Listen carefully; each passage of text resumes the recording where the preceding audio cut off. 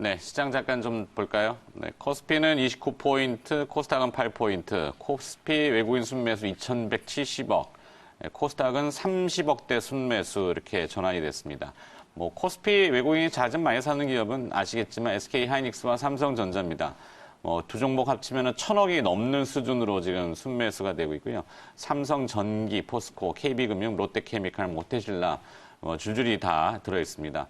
오늘 특징주는 삼성전자와 SK하이닉스가 단연 돋보이고요. 그 밖에 뭐 여러 가지 섹터들이 다 올라오긴 합니다만 중국 기업들이 또 강세네요. 국내에 상장되어 있는 중국 기업들, 뭐 윙리푸드, 형성그룹, 뭐 컬러레이, 뭐 크리스탈 신소재, 로스웰 이런 기업들이 있는데 모두 다 훈풍의 영향으로 조금 돋보인다고 소식들이 전해지고 있습니다.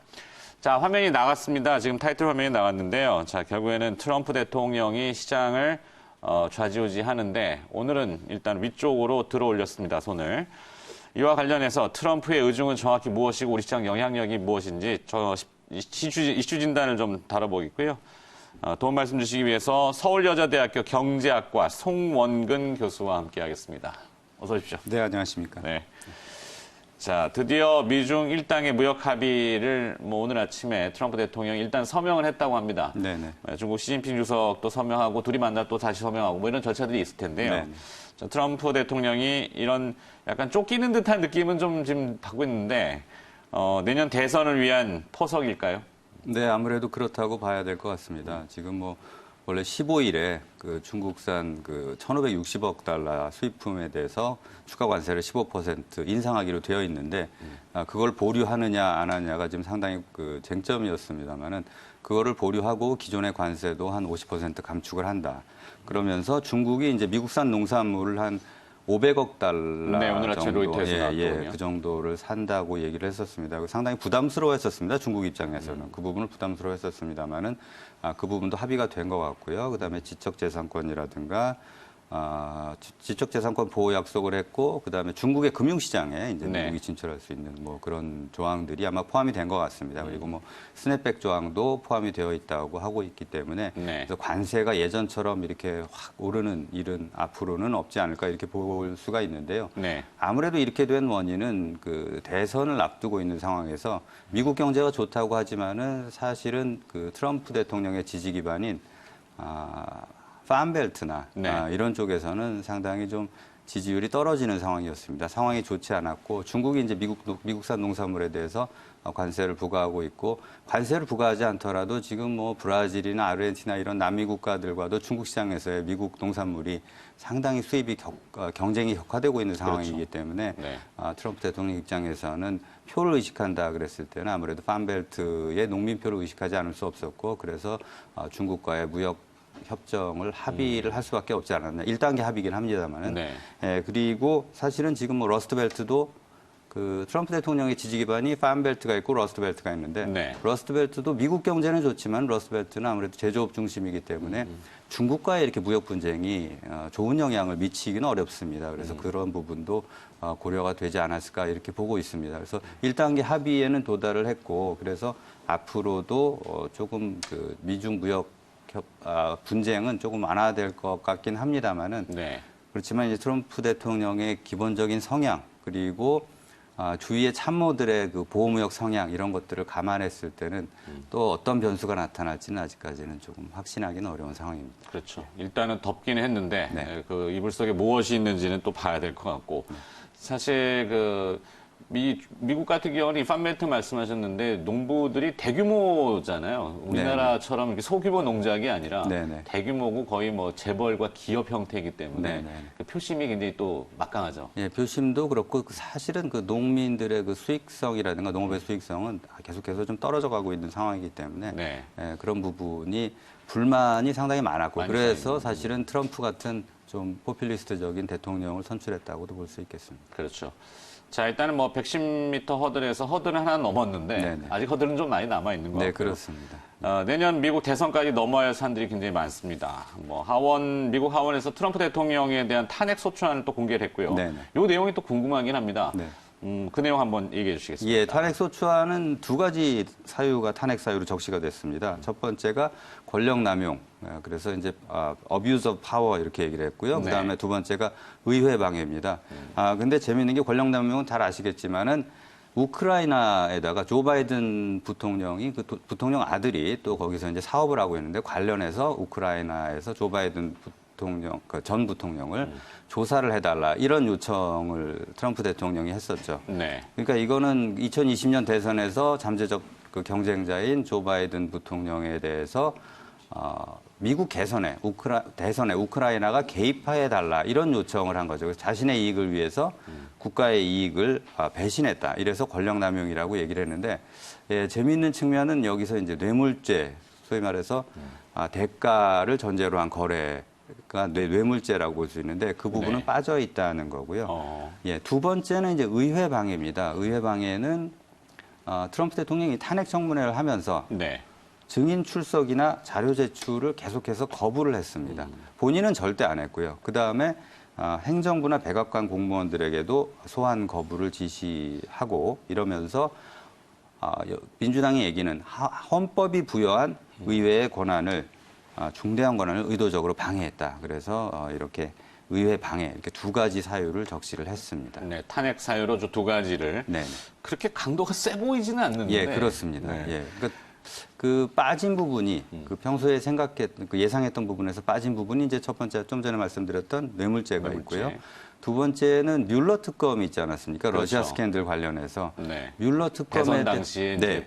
러시아에 이제 어떤 요청을 했던 러시아 스캔들 사실 우크라이나 스캔들하고 조금 비슷한 유형을 갖고 있습니다.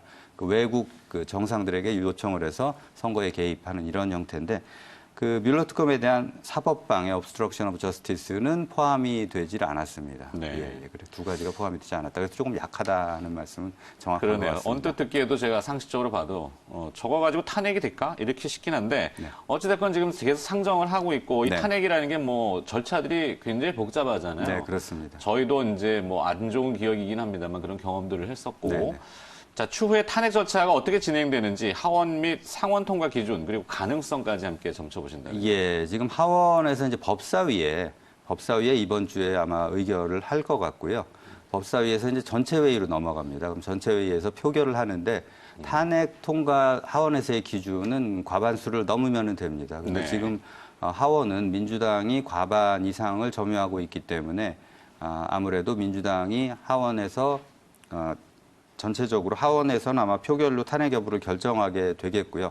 여기서 통과가 되면은 이제 상원에서 탄핵 심리, 소위 말해서 탄핵 재판은 상원에서 열리는 거고요. 이 심리를 개시하면서 나중에 그 상원 전체의 표결로 이것도 처리를 하게 되는데 상원에서의 기준은 재적 의원 3분의 2 이상이 찬성을 해야 됩니다. 그러니까 67%가 찬성을 해야 되기 때문에 사실은 상원은 공화당이 과반을 점유하고 있습니다. 그래서 네. 하원에서 통과될 가능성은 높고 상원에서 탄핵안이 그 최종적으로 통과될 가능성은 지금 낮다 이렇게 크지 않다 이렇게 볼 수 있겠습니다. 그러네요. 이게 또 의회 민주주의와 또 균형이라는 부분인데. 자, 그렇다면 민주당은 이 상원에서 부결될 게 당연한데도 불구하고 네. 탄핵 소추안을 밀어붙이는 그런 또 이유가 분명히 있을 건데요. 예. 정치적인 이슈겠죠. 예, 정치적인 이슈인데 이제 민주당이 공식적으로 얘기하는 거는 그렇습니다.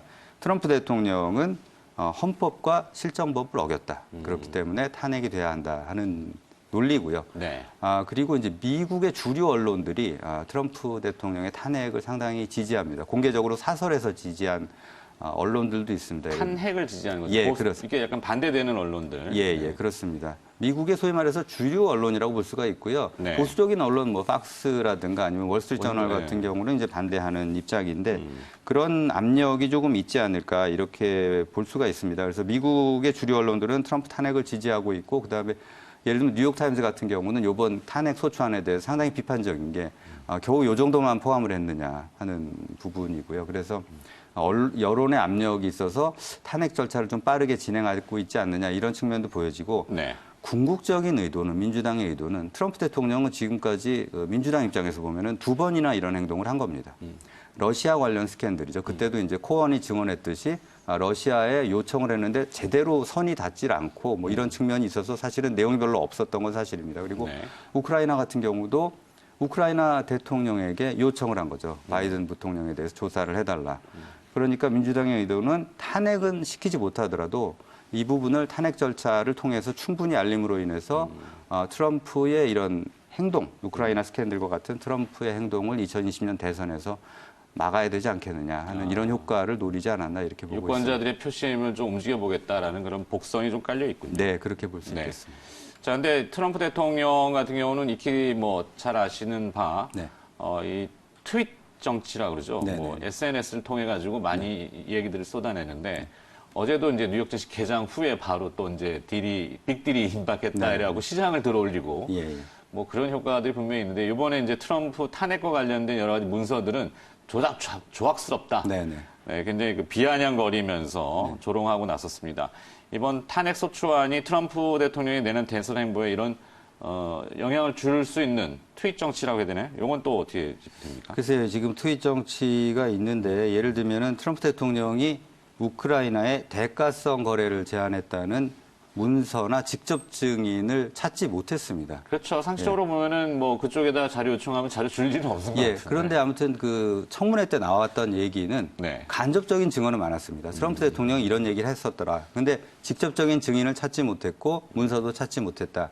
또 우크라이나 쪽에서도 그런 얘기 한 적이 없다는 식으로 대가성 거래에 대해서는 부인을 했기 때문에 그 지금 상황에서 보면은 이게 그렇게 치명적인 영향을 미칠 것이다 이렇게 보기는 어려운데 근데 이게 재미있는 게 아무튼 뇌물죄가 포함되지 않은 점이 이 탄핵 소추안의 특징이라고 볼 수 있는데 결정적인 조항이 빠졌다. 예, 뇌물죄가 포함이 되지 않은 이유는 사실은 직접적인 증언이나 증인이 없었기 때문입니다. 네. 그러니까 두 번째 의회 방해가 사실은 뇌물죄를 포함하지 않은 이유라고 볼 수도 있겠죠. 그러니까 이런 부분에 있어서 지금까지 나온 상황으로 보면은 치명적인 타격을 줄 것으로 보이지는 않지만은 사실은 뭐 어차피 그 모든 사실은 드러나게 되어 있기 때문에 네. 이게 어떤 부분에서 어떻게 터져 나올지는 사실은 아직까지는 뭐 확실하게 생각할 수 있는 부분은 없다고 보여집니다. 그래서 변수는 아직 있지만은 네. 지금 상황에서 보면은 그렇게 치명적인 타격은 없을 것이다. 뭐 이렇게 예측할 수 있습니다. 좋습니다. 자, 트럼프 대통령이 이제 자신의 치적을 많이 이제 자랑하시는데 네네. 셀프 칭찬이라고 해야 될까요? 네네. 주가를 얘기하잖아요. 네네. 대표적으로 뭐 주식시장을 봐라 이러면서 또 한 가지 이제 평화에 대한 얘기를 합니다. 그러니까 우리하고 아주 직접적으로 연관성 있는 것은 이 북핵 문제 아니겠어요? 네네. 북미 간의 교섭이 지금 또 계속 극단으로 치닫고 어그러지고 있는 기조도 있는데 과연 북한 문제가 어떻게 될 것인지 교수님 생각도 한번 들어보고 싶네요. 그 북한 문제 관련해서는 트럼프 대통령이 항상 얘기했던 게 오바마 대통령이 계속 대통령을 했으면 지금 북한하고 전쟁을 했을 거다 이렇게 그렇죠. 얘기를 하면서 전쟁을 하지 않고 평화로 이끈 것은 본인의 치적이다. 이렇게 소위 말해서 자랑을 하고 많이 있습니다. 하죠. 예. 예, 그렇습니다. 그런데 사실은 북핵 문제라든가 북한 문제가 지금 미국 입장에서 미국 정치 입장에서 얼마나 비중을 차지하고 있느냐를 봤을 때는 그렇게 큰 이슈는 아니라고 볼 수가 있습니다. 그래서 이런 부분이 북한 문제가 이제 미국 대선의 발목을 잡을 정도. 북한은 그렇게 생각을 하고 있는 거죠. 네. 예, 본인들이 미국 대선의 발목을 잡을 수 있다. 그래서 트럼프 대통령 압박할 수 있다고 생각을 하는데 더 이상 잃을 게 없다. 예, 이러면서. 예. 그런데 미국 정치에서 보면은 그렇게 중요한 이슈는 아니기 때문에 발목을 잡을 정도는 아니라고 볼 수가 있고 북한이 계속해서 이렇게 나가서 ICBM을 발사한다던가 이런 도발을 계속한다 그러면은 미국의 여론도 북한을 용납하기는 좀 어려운 상황입니다. 그렇죠. 그래서 굉장히 심각한 상황으로 갈 수도 있다고 보여지는데 트럼프 대통령 입장에서는 대선을 생각한다면 아무래도 북한을 달래야 되는 입장, 최선을 다해야 되는 입장이라고 보여집니다. 네. 예, 그렇지만은 지금 상황에서 그렇다고 하더라도 북한의 도발을 계속해서 용납을 할 것이냐 이 부분은 상당히 회의적이기 때문에 그 앞으로의 행보는 정말 북한의 선택에 달려 있다 이렇게 네. 보여지고 그래서 북한이 더 이상 이렇게 도발적인 행동보다는 좀 타협의 장으로 나오는 게 좋지 않을까 이렇게 보여집니다. 그렇죠. 그것이 저희 모두의 바람인데. 네.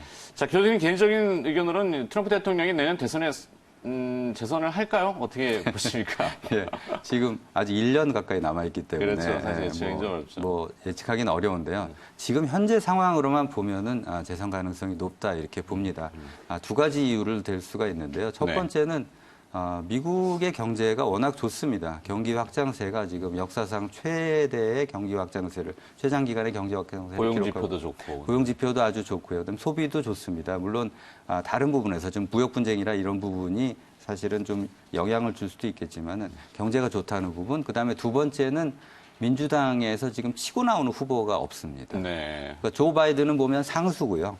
한때는 뭐 카밀라 해리스가 올라왔다가 한때는 또 엘리자베스 워런이 올라왔다가 그럼에도 불구하고 예전에 보면은 오바마라던가 아니면 트럼프도 보면 한 1년 전쯤에 상당히 뜨는 후보였고 주목할 만한 후보였는데 대항마가 없군요. 예, 그런 상황이기 때문에 아무래도 조금 그 지금 상황에서 보면은 재선 가능성이 좀 높지 않을까 이렇게 보고 있습니다. 네. 그렇다면은 네. 금융시장 입장에서 보면은 트럼프 대통령의 재선이 과연 호재냐 악재냐. 사실 트럼프 대통령이 될지는 그때 많은 예측가들이 다 오류를 범해가지고 네네. 시장이 큰일 났구나 이랬는데 의외로 시장은 또 강했고요. 예, 예. 이번에 재선에 성공한다면은 어떨까요? 금융시장 입장에서는. 뭐 전문가들의 전반적인 예측은 아무래도 트럼프의 재선이 금융시장에는 민주당 후보들하고 비교해서는 조금 더 긍정적이다 하는 게 우세합니다. 뭐 이제 사실은 개인적으로는 예측하기 좀 어려운데요. 네. 아무래도 민주당 후보들하고 비교해서는 그렇다고 볼 수 있는 게 그 금융시장의 불안정성을 증폭시킨 측면은 있습니다. 미중 무역 분쟁이라든가 보호무역 이런 부분으로 인해서 그렇지만은 기본적으로 자국 중심적이긴 하지만은 전반적으로 좀 친기업 성향이 있었고 예를 들면 법인세를 뭐 과감하게 인하한다던가 이런 부분이 금융시장에는 좀 긍정적인 시그널로 작용을 했었던 것 같고요. 앞으로도 좀 그럴 거라고 보여지고 민주당 후보들 같은 경우는 당선이 됐을 경우에는 네. 사실은 새로운 산업, 혁신 산업 쪽에서는 상당히 좀 조금 인커리지 되는 부분이 있을 거라고 보여집니다. 또 그리고 신재생 에너지라든가 그렇죠. 이런 환경 부분이라든가 이런. 그렇지만은 예를 들면 엘리자베스 워런 같은 경우는 좀 반독점 정책을 좀 급진적으로 예를 들면은 IT 큰 기업에 대해서 뭐 그렇죠. 브레이크업을 한다. 글로벌리아. 예, 그런 걸 한다든가. 그다음에 뭐 기본소득 같은 좀 급진적인 정책들이 있기 때문에 아무래도 이런 것들이 정책화된다면은 금융시장에는 좀 부정적이지 않을까 이렇게 네. 보여지고 보호무역 측면에서도 민주당 후보들도 뭐 포퓰리즘적인 측면에서는 트럼프 대통령이 뒤지질 않기 때문에 이런 부분이 이제 미중 무역 분쟁이라든가 이런 것도 좀 지속될 가능성도 있다 이런 면에서 볼 때는 전반적으로는 트럼프 대통령의 재선이 금융시장에는 조금 더 네. 긍정적이지 않을까 이렇게 보고 있습니다. 그렇군요. 뭐 딱 단정할 수는 없지만 네. 현재 추이라면은 그럴 가능성에 대해서 높음을 좀 이야기해 주시는 거잖아요. 네, 그죠? 그렇습니다. 네, 오늘 트럼프 대통령이 워낙 또 세간의 이슈를 주셔가지고 그 도움 말씀을 조금 풀어주셨는데요. 네, 서울여자대학교 경제학과의 송원근 교수님이었습니다. 고맙습니다. 네, 감사합니다. 네.